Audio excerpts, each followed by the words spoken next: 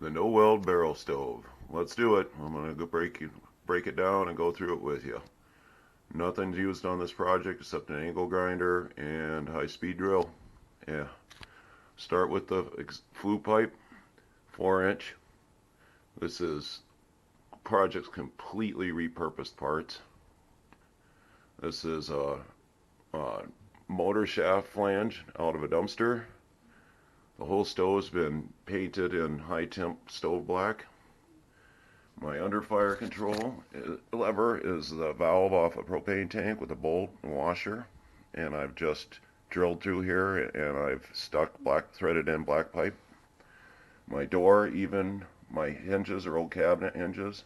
My door latch is made by me. This is just steel strapping, and I got a spring on here. Closes nice and tight. Inside, I don't know if you can see that inside, but my grate is a piece of old, I can't remember what this is from. I want to say it's steel from a magazine rack. Under fire closed, under fire open.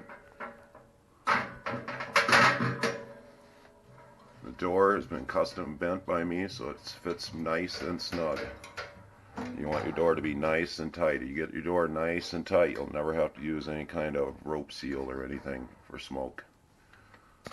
And the barrel was an old 30-gallon grease drum, repurposed.